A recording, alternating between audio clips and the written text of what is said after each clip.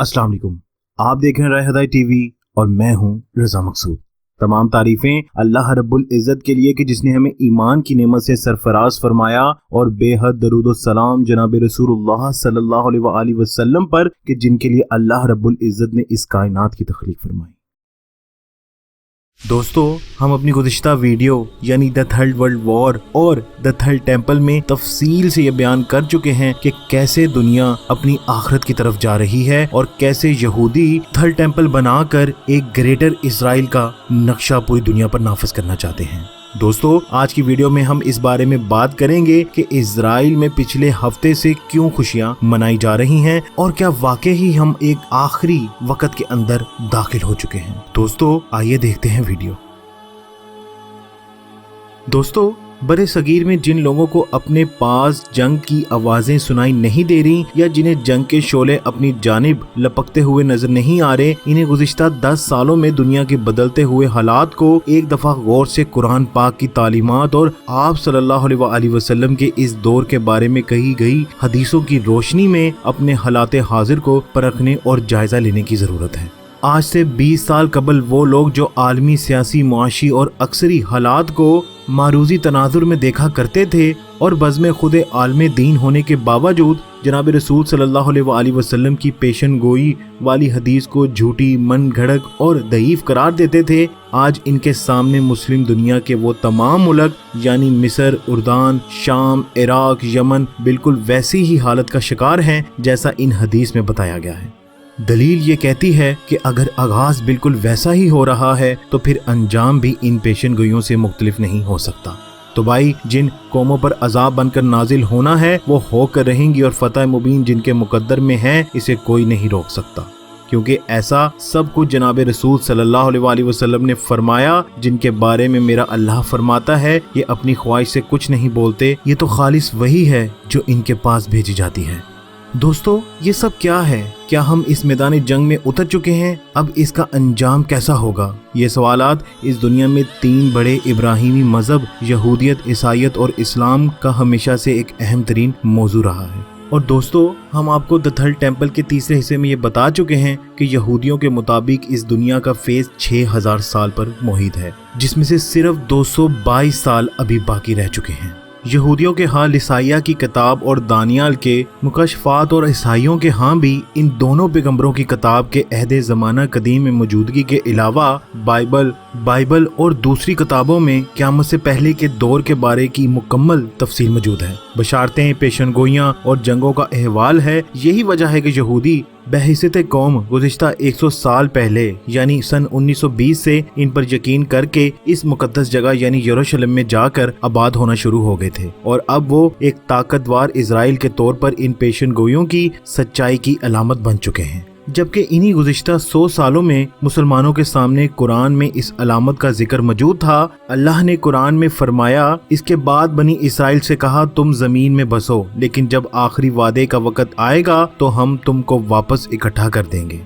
लेकिन इस आयत को बाज लोग रोज़े हशर से मुंसलिक करते रहे और अल्लाह ने इनके सामने ही इसी बनी इसराइल को जैसे कहा था हमने तुमको मुख्तलिफ इलाकों में तकसीम कर दिया, अपने वादे के मुताबिक वापस यरूशलेम में इकट्ठा कर दिखाया।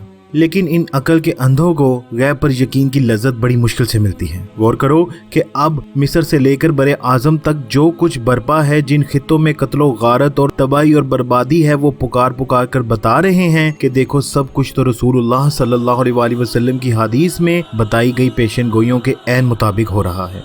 खैर दोस्तों, मुसलमानों के बरअक्स यहूदियों ने अपनी पेशन गोइयों पर यकीन करके दुनिया के शानदार मुल्कों का ऐशो आराम छोड़कर इजराइल में आकर आबाद हुए। वो अपनी मुकद्दस किताब में मौजूद एक एक पेशन गोइयों की रोशनी में अपने फैसले करते हैं। खैर दोस्तों, चंद दिन पहले 9 अगस्त 2019 को इजराइल के तमाम अखबारात में एक हेडलाइन थी जिसमें जिक्र था कि हैकल सुलेमानी पर लूमड़ियों का नजर आना इस पेशन गोई की सदाकत है कि अब यहाँ पर फिर हैकल दोबारा तमीर होगा। ये लूमड़ियाँ यरूशलेम की मगरबी दीवार के साथ घूमती नजर आ रही हैं। اس کا ذکر ان کی کتاب گریہ کی آیت 18:5 میں ہے کہ بابل کے لوگ ہیکل سلیمانی تباہ کر دیں گے اور ایک دن اس میں لومڑیاں گھومیں گی۔ یہ پیشن گوئی پیغمبر حضرت اوریا کی ہے، جبکہ اس سے براہ راست متعلق دوسری پیشن گوئی تملود میں حضرت زکریا علیہ السلام کی ہے، جس میں کہا گیا ہے کہ ایسا اگر ہوا تو ہیکل سلیمانی دوبارہ تعمیر ہوگا۔ دوستو، یہی وجہ ہے کہ گزشتہ ایک ہفتے سے اسرائیل میں ایک خوشی کی لہر دوڑی ہوئی ہے کہ اب ہیکل سلیمانی کی دوبارہ تعمیر ہونے والی ہے اور وہاں سے تخت داؤد پر بیٹھ کر پوری دنیا پر حکومت کرنے کے دن قریب ہیں۔ یہ سب تو ان کی کتابوں کے مطابق ویسا ہی ہوتا جا رہا ہے اور رسول اللہ صلی اللہ علیہ وآلہ وسلم کی حدیث بھی بالکل اس کی نشاندہی کرتی ہیں، لیکن ایسا ہونے کے ساتھ ساتھ قرآن یہودیوں کے لیے ایک وارننگ دیتا ہے۔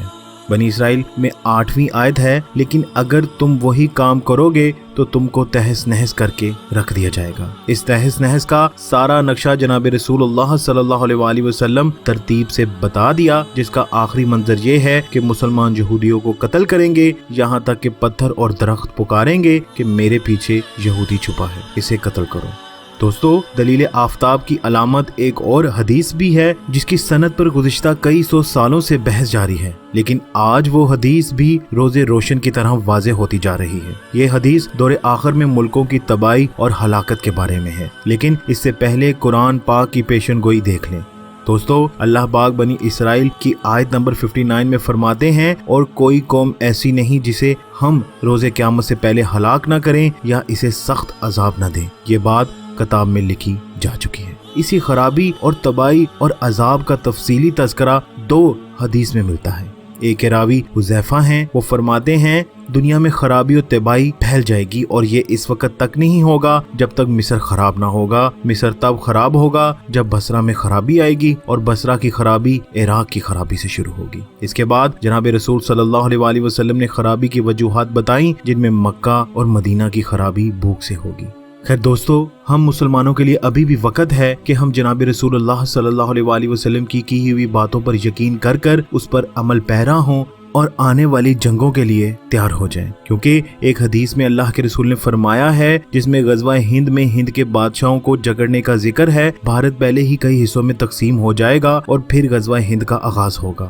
دوستو، سندھ یعنی پاکستان اور ہند یعنی بھارت کے درمیان ہونے والی لڑائیوں کو بھی سامنے رکھیں، جس میں تباہی ہی تباہی ہے، اور پھر اس کے ساتھ ساتھ خراسان کے لشکر کا بیت المقدس میں جانا اور وہاں امام مہدی کی نصرت کرنا، پھر وہاں سے جہاد ہند کے لیے لشکر روانہ کرنے کی روایت نظر میں ہو تو آنے والے دنوں کا نقشہ ترتیب دیا جا سکتا ہے۔ دوستو، پاک بھارت جنگ، جس کے نتیجے میں خطے کا امن تباہ، چین کی دخل اندازی، بھارت کا حصوں میں بٹنا، یروشلم میں ہیکل سلیمانی کی تعمیر، خراسان سے فوجیوں کا لڑنا، سیدنا مہدی کا اقدار اور پھر ہند سے لڑنے کے لیے پاکستان کی جانب فوجوں کی روانگی اور دونوں مل کر غزوہ ہند میں شمولیت، ہند کی مکمل تباہی، اس کے خزانوں کو بیت المقدس تک لے جانا اور اس دوران سیدنا عیسیٰ علیہ السلام کا نزول۔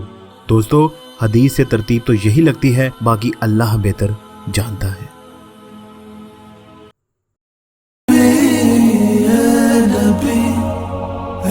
نبی